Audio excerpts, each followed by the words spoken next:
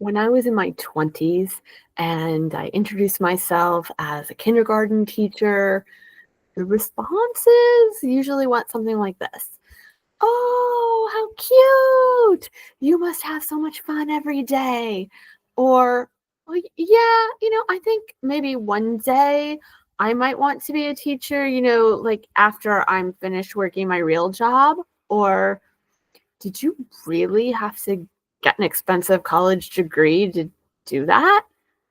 Hello, I'm Nicole Dravilis Ravel, and this is Wildwood Teaching. And today, as we head into Labor Day weekend here in the United States, um, I want to celebrate all of the essential labor that we early childhood educators do, um, not just for children and their families, but for society as a whole. Right? We are sometimes treated as nothing more than glorified babysitters, right? There is a perception out there that any woman, and yes, I recognize that there are a lot of talented men in our field, but by and large, this is a field of women and is largely thought of as women's work, right? This is something that any mother can do. And, for women, this type of thing, mothering, comes naturally in many people's minds. But those of us doing this work know that we have deep professional knowledge that goes beyond just the natural, right? We're just coming to it and doing it, taking care of children. So we know that we have deep professional knowledge of children's development, right? We know the stages, the milestones, the general competencies of children at different ages. So, for example, we know what a 3-year-old can be expected to do and what might be unrealistic expectations, and that guides what we are presenting to them in a school situation. We have deep professional knowledge of the ways in which children learn best. We know that they learn through play. We know that they learn through hands-on manipulation of and experimentation with materials.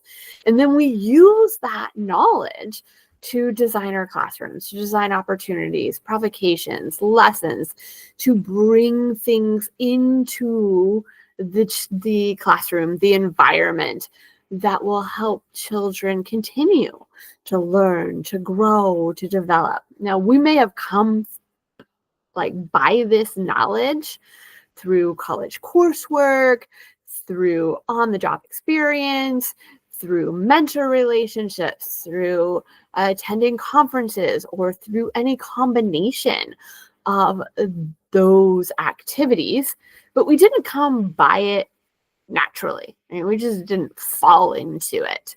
We learned it the way anybody learns any skill, right? Through hard work, through observation, through trial and error, through honing our practice over time.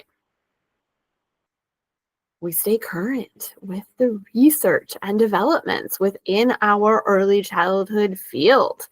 We read, we attend conferences, we collaborate with colleagues so that we can adapt our teaching methods when we receive new information or when research calls for changing our practice. We are responsible for the cognitive, physical, and mental growth of children.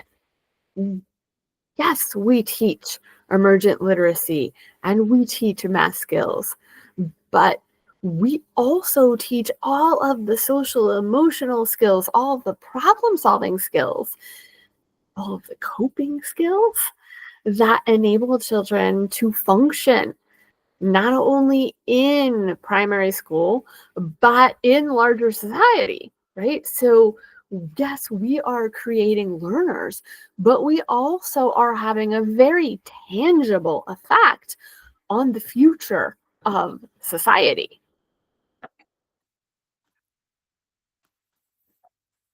Now, many states require early childhood educators to have the same qualifications as kindergarten through third grade teachers, but we aren't compensated equally. We often are working without any benefits, right? Even when that preschool program is housed within an elementary school building. So the question becomes, how do we gain more recognition for early childhood teaching as a profession? So I'm going to say the biggest thing is to push for credentialing of teachers and licensing for programs. These things, this licensing, these credentialings is kind of like a stamp of approval from the outside world, right? It shows that there are necessary training pieces to do this job. There's necessary education to becoming an early childhood educator. There are necessary standards that mark a quality early childhood program. And these standards are even more important in nature-based outdoor programs. I know a few years ago, a colleague of mine who also runs an outdoor nature-based program and said that, when anyone and everyone can just kind of like hang a shingle up and say, we're nature-based, right? It kind of dilutes nature-based learning as a whole, right? If there's no standard for it, then we don't know what quality is out there. And that, kind of reflects on anybody who's trying to hang up a nature-based shingle. And so we would like to have some sort of standards for what does that mean, right? And what quality things are happening within this program that make it so. Now, of course, with credentialing should absolutely come pay that matches the expertise that we have.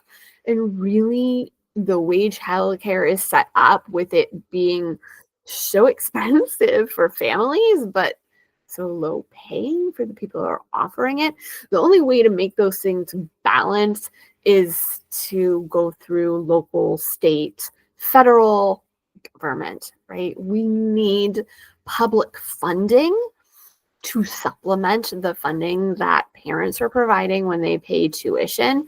And that's the only way that we're going to make it affordable for parents and get paid what we're worth.